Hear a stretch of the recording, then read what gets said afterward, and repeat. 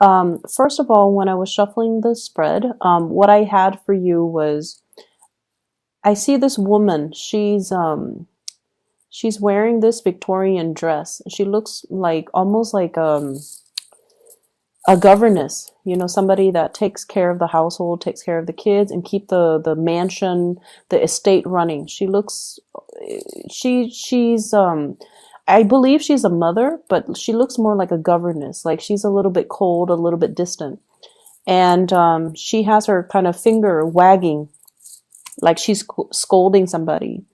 And then on the ground, you see this little girl. She's probably like 5 years old. She's holding a doll, and there are broken, like two broken plates on the ground.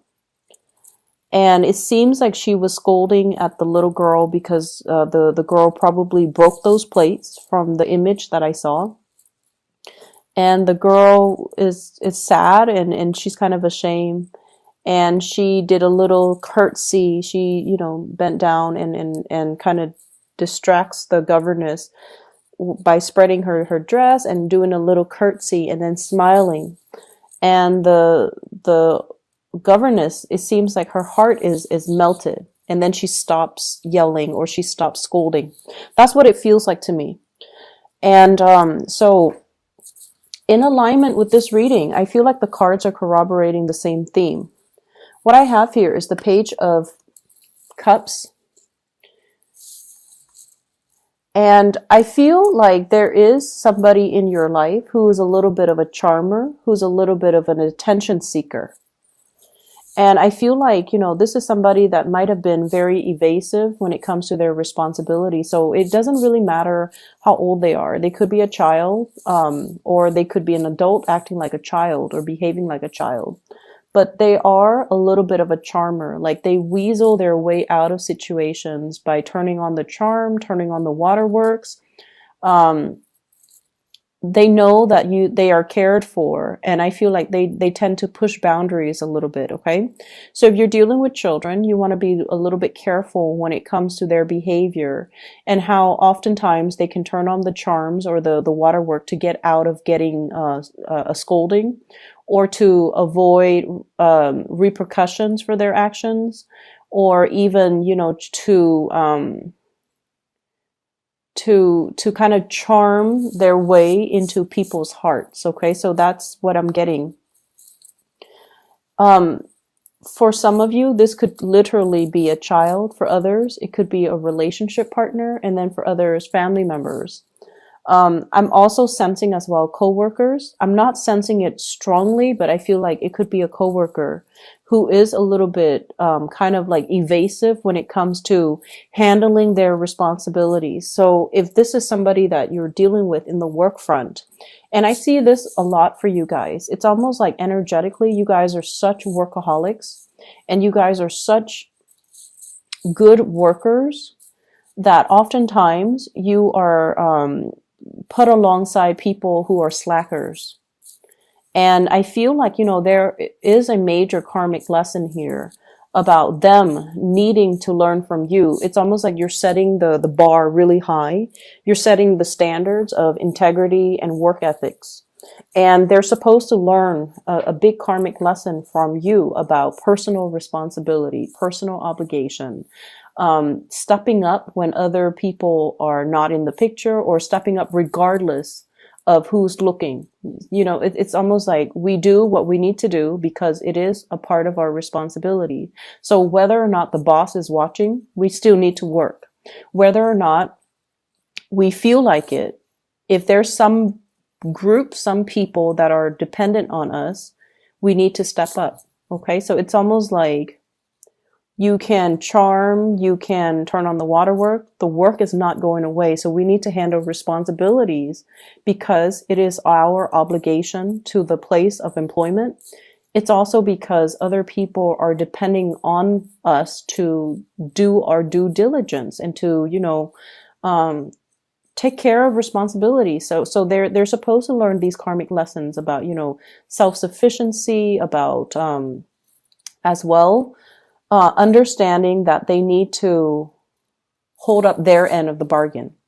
And a lot of the times, from what you're supposed to be learning from them as well is to learn to ease up a little bit, is to learn to, delegate responsibilities, and also to learn to set boundaries so that responsibilities are not dumped upon you, because these are opportunistic types of people.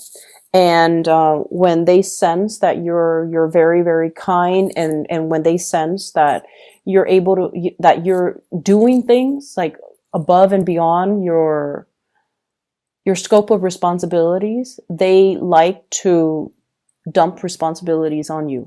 So I feel like there is a karmic lesson needing to be learned from both parties in the work environment. Okay.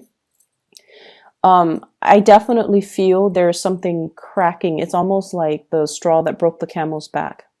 And so this week, there is a lot of responsibilities that you have to take care of. And you are not in a position to take on more. You're in a position to learn to say no to other people, to learn a very direct way to say no to people, to draw very clear boundaries, and to also set people in their place. Okay. What I have here is the 10 of Wands. This is a lot of things that you have to take care of, a lot of loose ends to tie up, a lot of things that you're physically carrying around. And if you are kind of like trying to avoid people, I usually think of this as like, he's using those wands to cover his face, not wanting to see people, not wanting to confront people, conflict avoidance, trying to just avoid certain people. This is really a week for you to step into this power with the Ace of Swords. This is like saying what's on your mind and meaning it, and learning to say no to people, learning to cut people out. Okay. The man on the horse, he's a little bit shocked by this Ace of Swords. It's coming out in such a fast and swift and truthful manner that he didn't expect.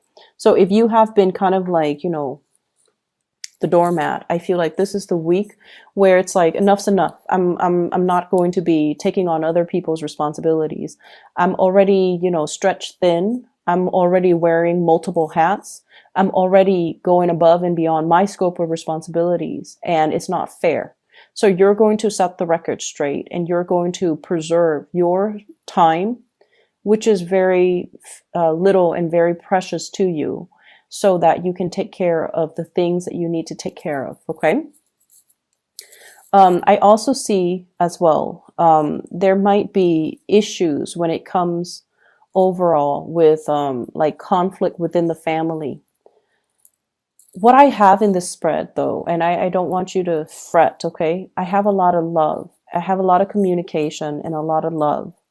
And so the people around you, they truly, truly, truly care about you. Even those coworkers that slack off, they care about you. They don't want any harm to fall on you, not only because you have your use value to them. I feel like they like you as a person. They're just opportunistic. They would do this to anybody. So it's not personal, right? And I also feel like the family members, relationship partner even. What I have here is the Ace of Cups. You have two aces, Ace of Swords and Ace of Cups. Communication needs to come from the heart. Okay. It's not about scolding. It's not about, chastising somebody for their wrongful behavior. It's about telling them, you have to be a little bit more responsible with those plates. Like you broke those plates because you were reckless when you were playing. So being a little bit more delicate and gentle and toning down the communication when you're interacting with people that you love. And especially if you're interacting with people, it's almost like the delivery, the tone, the attitude matters a lot. And you want to be cognizant of that. Because what I feel in this spread is there's a lot of love involved, but maybe the delivery of a message needs to be changed, needs to be softened up, needs to be thought out a little bit better. Okay?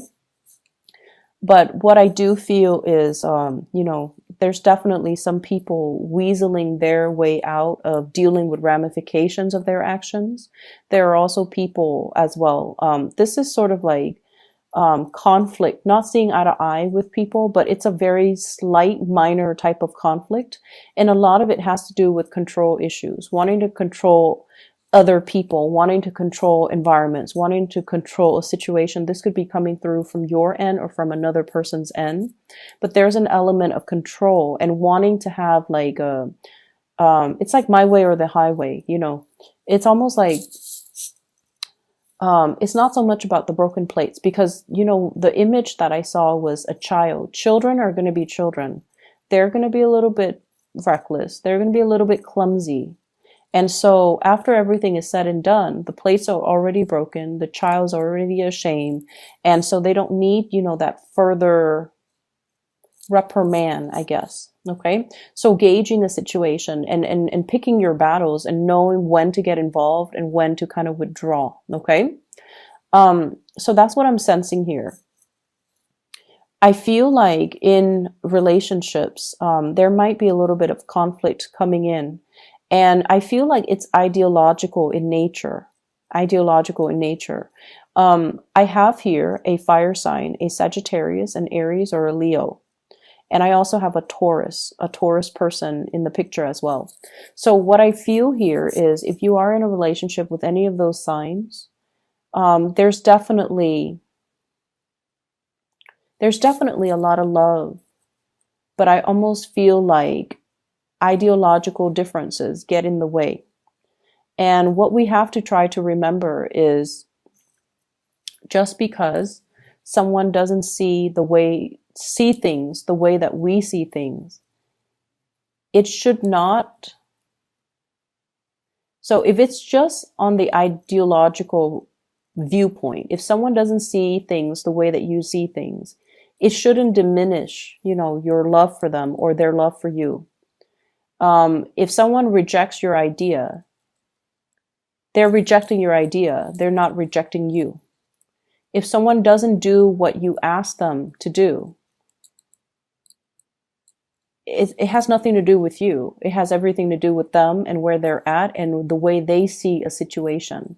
So ideological differences doesn't really diminish the love. It doesn't diminish or it doesn't undermine the love in the relationship. So seeing things from that perspective, I feel like is really going to help transform the way this relationship works for you.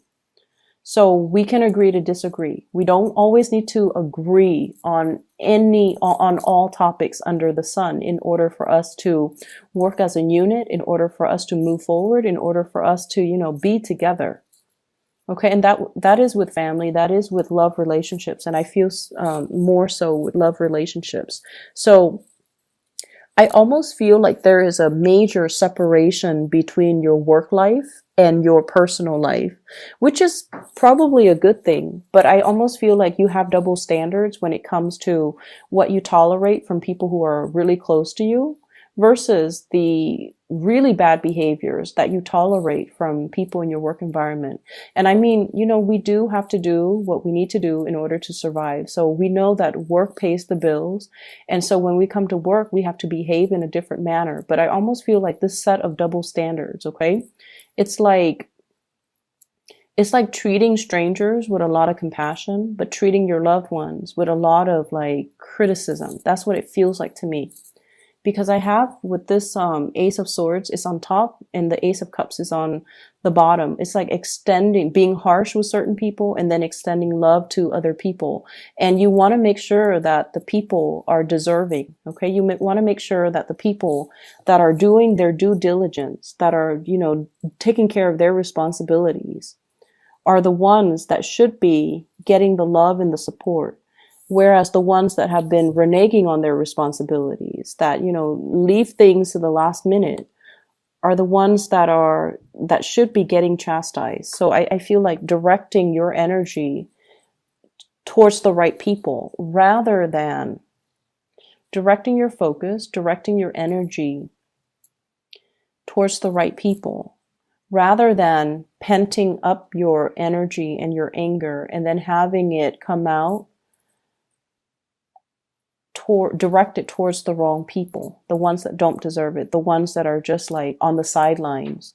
and the ones that have nothing to do with the root of the problem. Okay, so this is a week for us to kind of reassess where we have been too harsh and where we are giving our energy. And especially if we're giving our energy to people that are charming and just evasive and irresponsible, when we should be giving the love to people who are, doing their fair share of the work, who are responsible, who have been nothing but honest. So I feel like that element is coming through. You might be called in to mediate situations as well. And I feel like there might be, I'm seeing like an interview panel. It's like they're deciding on the next candidates, and somebody might call out sick and you might be kind of like interim. You might be called in to fill that position on a panel where you are assessing people's work potential. You're assessing people's skills. You are assessing people's work history. So I don't know if you're on a panel to do that. So like I said, somebody might call out sick. You might be a filler.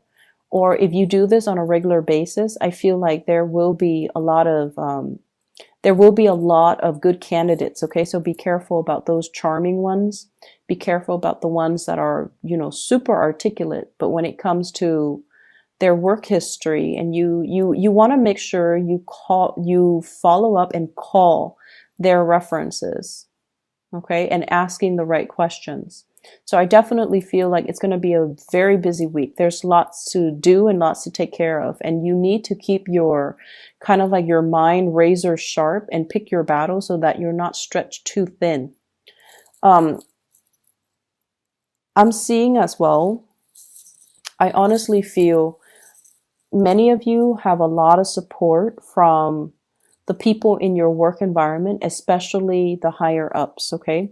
I mentioned this with Libras as well, but I also feel it coming through from you. With Libras, it seems like they're getting a lot of assistance. And I feel like with you, you don't reach out. You never reach out when you have, when you need assistance. You are very stoic, and this is like earth sign. This is typical earth sign energy. You, Taurus, Capricorn, you guys are very stoic. You guys are self-sufficient, and you pride yourself, especially you and the Capricorn. You pride yourself on being self-sufficient, on being able to do things on your own. And you work best actually when you're on your own, when you're left to your own devices, because you know what needs to be done. And so the whole process regarding teamwork, group effort, all of those things are nice in theory, but in real life, they hinder progress. In real life, if you're left to your own devices, that's when magic happens. And so you might be shying away from group work. You might be shying away from, working together with other people, because everyone's going to have their own agenda, and everyone is not on the same page when it comes to their reliability, and everyone's not on the same page when it comes to their ability to take care of things. So I feel like, group work is just like the bane of your existence. I'm also sensing as well, I'm also feeling as well, and this is, relationships. For those of you who have recently broken off a relationship, and especially if children are involved, like a separation, a divorce, or something like that, I feel almost like a coming together in the relationship for the sake of the kids, wanting to resolve things or wanting to stay together, wanting to give it one last try, or wanting to, make amends and repair these rifts, because there's a lot of love. There's definitely a lot of love. And there's definitely, the element of children involved as well, because you want to keep the environment stable and just you think it's going to be good for the kids. Make sure all parties are on board, and make sure that, it's almost like you should do it for the kids, but at the same time, if this is a cyclical merry-go-round, if that, you're going to get into heated arguments with your partner, it's best not to keep that energy around the children, okay? Learning to air out the dirty laundry, learning to air out these things behind closed doors, I feel is the best strategy. Okay. So you might be dealing with somebody who's very explosive. Like when they're upset, they need everybody to know that they're upset. They're kind of like a little bit like dramatic. Okay. And I feel like keeping that energy a little bit tame, or having that conversation with your partner so that you can have these, so that you can remove the children away from the conflict, or you can, air out your differences behind closed doors. I feel like that's the more adult thing to do.